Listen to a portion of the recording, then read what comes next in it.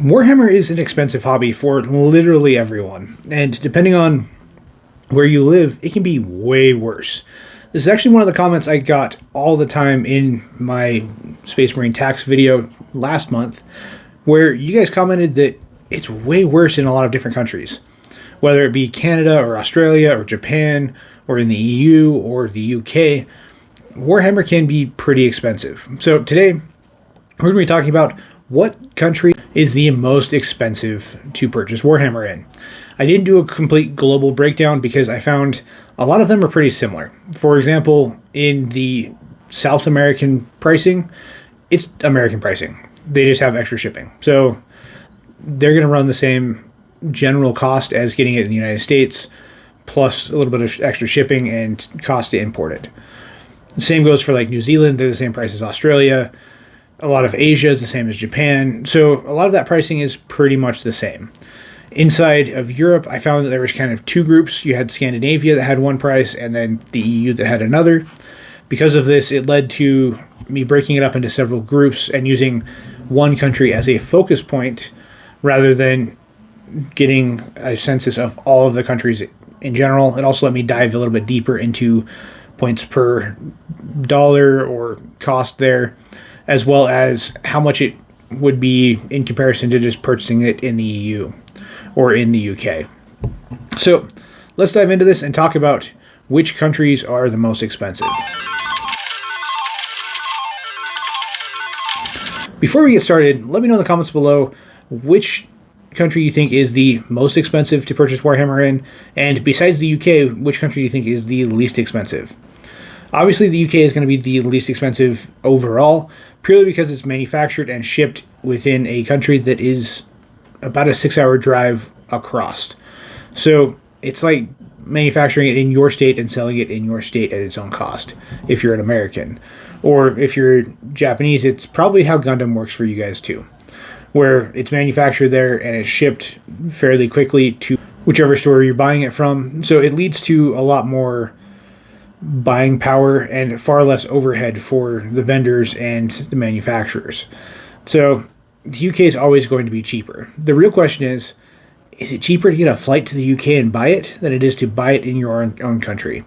And shockingly, that answer might actually be yes for a few of these options. So let's dive into it and talk about some of the obvious ones first.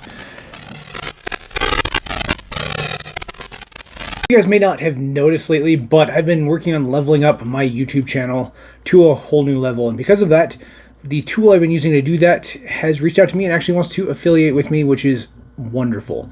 And that is vidIQ. vidIQ is a software that specializes in leveling up your YouTube channel. It's been a long YouTube journey for me, and I'm not here because I want to blow up and become YouTube famous. That's not what I want. I'm here because I like to share my passion for Warhammer 40k lore and talk about the things I can't really talk about with my friends. A lot of my friends who play Warhammer 40k are a lot more casual than I am when it comes to lore, and being able to do these deep dives and talk about lore accurate armies and things like that isn't something I can do in my daily life. So I'm here. And because of that, I wanted to find all of you guys that are the same way.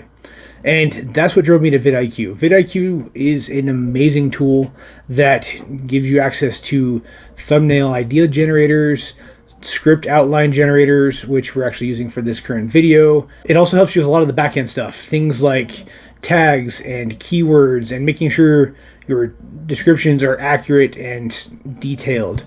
All these little things are little minor tricks that help me find more of you. In the last few months since I've started doing this, I've had multiple videos reach over 5,000 people, which beforehand, if you go look, even a year ago, I was reaching maybe 100 if it was a good video. So vidIQ has really made a difference and helped me refine my skills through various trainings and tools so that I can share my videos and my love with you guys. So if this is something that intrigues you, if you want to be able to share your videos and your interests with more of the general public, there's a link down in my description that will take you to an awesome affiliate site and help you guys get set up. There are free options as well as different paid options that you can do, and I definitely recommend checking them out and figuring out what's best for you. Now let's get back to the video that vidIQ helped me create. So in order to calculate the baseline for this video, I used the same Space Marine army that I used for the last video. It saved me from having to do a bunch of extra research, and it's a pretty basic army. It's a basic Ultramarines build that doesn't have a lot of variance. You could swap out a few characters here and there, but as of the start of April 2026, these prices are going to be fixed pretty easily. There will obviously be price fluctuations in the future, so if you're watching this after April of 2026, first off, thank you. Secondly, prices are not going to be exactly the same. They fluctuate depending on a lot of things going on globally. There's also a lot of factors that go into this price. Things like shipping costs, tariffs, surcharges. For example, if it's got to go through one of the more dangerous points in the world, you also have to have additional shipping insurance that creates will have to pay. And these all add up, which for Games Workshop is kind of the big problem. A lot of companies Games Workshop size have set up manufacturing in the United States and in Australia or New Zealand or in Japan in order to mitigate a lot of these costs. Because the closer you can get the manufacturing to your customer, the less overhead you're going to have. This is just a basic part of logistics equations. But it also loses some of its value and creates other problems with manufacturing quality as well when you outsource it to other countries. So there's reasons for both, and you just have to understand that it does reflect in a price tag. So let's talk about this and break this down a little bit. I'm going to throw up the actual breakdown right here, and we'll talk about it section by section. As we've talked about before, the United States does tend to be more expensive than the UK and the EU for obvious reasons. There's a massive ocean in between us. So the shipping costs alone add that. On top of that, there's additional tariffs and other costs that Games Workshop has said multiple times they're working on trying to figure out a way to mitigate, which I suspect is the whole Warhammer World thing.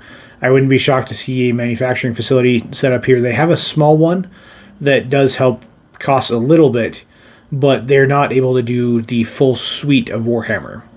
And because of this, that leads to a Ultramarines army costing roughly $1,200 versus the UK's £725. After you do conversions and things like that, that means you're spending a net $236.25 more for a Warhammer army in the United States, which isn't a ton more, but it does lead to the points per dollar breaking down to 1.6 instead of the 2.7 you get in the UK. And this added pressure does lead to less purchasing of Warhammer in the United States. Warhammer is massively popular here, and it is still selling. But I suspect if the dollar value on Warhammer went down, people would be a lot more likely to buy it. It's also why we're seeing a recent surge of Old World fans here in North America, because those are considerably cheaper. On top of that, there's a lot of people who have been playing that in the United States for quite a while, so sourcing them secondhand is very, very easy. As you guys know, I've forayed into that a little bit with my Warriors of Chaos army. I've also picked up a Bretonnia army through conversations with friends and things like that, and I may have gotten a little excited on eBay and picked up a Night Goblin army that I'm working on building. I have about 1,000 points there, and I'm working on finding the last few pieces. That cost me like $200. If I were to try and do that with a Warhammer army, I would be at minimum $500 for a lesser faction in Warhammer. And that's used secondhand, and I'm probably going to have to repaint a bunch of it. For the Night Goblins, it was less than $200 for over 1,000 points. I think once everything's said and done, I'll max out at maybe 3, buying purely secondhand, because Night Goblins aren't actually an army you can buy. They kind of fit inside the Orc Goblin trend, but they've kind of become like the Harlequins that way for the Games Workshop side. If you're seeing Old World players, it's the exact opposite. Night Goblins are Night Goblins, they play by themselves. You'll see Trolls mixed in there as well, just because that's what they do. But the Night Goblins do not fly with the rest of the Goblins. So there's going to be some repainting on that, some cleanup that I need to do as well on some of the models I purchased. Some of them are actually really good. I'm excited about a bunch of them that I won't have to touch at all. But it's got a lot of things that need to be done to them and to make them feel like a cohesive army. Sorry about the tangent there. I'm really, really excited about that, especially now that I just finished all of the Imperial Knights for House Hestia. So my next projects are going to be a lot of fun. I've got to finish off my White Scars so I can get them back in the cabinet here. And then I can start tackling either the Night Goblins, the Warriors of Chaos, or Bretonnia, and get them going. But the United States is not the most expensive country to buy Warhammer in North America. That is Canada. Canada is not a friendly country to Warhammer. With Canadians, it's going to cost you $1,422.50. So roughly $200 more than the United States. This leads to a lot more instability in price and control there, and can be a little frustrating for the end users that are trying to play Warhammer. A lot of times they'll come to the United States and get them and bring them back. That's why communities like Toronto, that's a short drive to Detroit, are as popular with Warhammer as they are. I should add as well that these prices are all based off of Warhammer.com using selections for different countries. I could deep dive retail and vendor pricing inside the United States and Canada and all of those places as well. If that's something you guys want, let me know in the comments below. I can try and do that. Some of them I won't have access to, so I won't be able to do deep dives on all of these countries that we're listing now.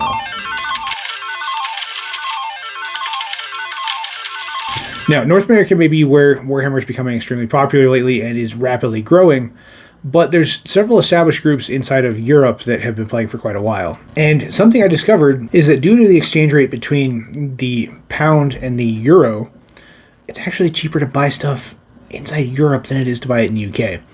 Not enough for somebody from the UK to go to Europe and buy it, but maybe some of my friends from the other side of the world might benefit from a trip to Spain or Portugal, or even better, Sweden and Norway.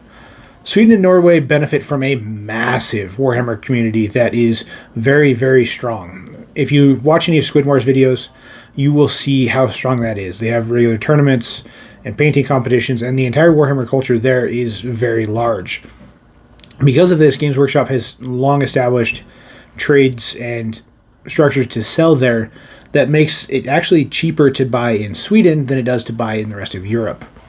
Sweden, we have to do a lot of conversions there because the Swedish krone is very different in structure than it is than the pound or the dollar. It is 9,205 Swedish krones.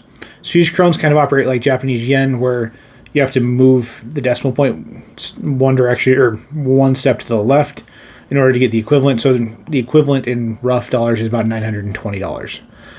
That's not exact. Many people do not come at me. I know I have the actual numbers broken down here as well, but that leads to roughly 2.7 or 2.17 points per dollar. So that is fantastic. Sweden does have a very good relationship with Games Workshop, so that does make sense. And based on what I was seeing, Finland and Norway experience pretty much the same thing as well. So for all of you fans in Sweden, Norway, and Finland, congratulations. You guys actually have the cheapest outsourced Games Workshop products in the world. I am a little jealous, but I hope you guys enjoy it, and from what I've seen in the videos, you guys absolutely do. Now, the rest of Europe is a little bit more expensive than that. In the European Union, you're going to be getting it for 933 euros, which breaks down to 2.14 points per dollar, which is still great. That 2 point per dollar line is kind of considered the acceptable line for armies by most Warhammer players, Warhammer 40k players, I should say. So trying to get that balance and structure makes getting started in Warhammer a lot more acceptable to a lot of players there.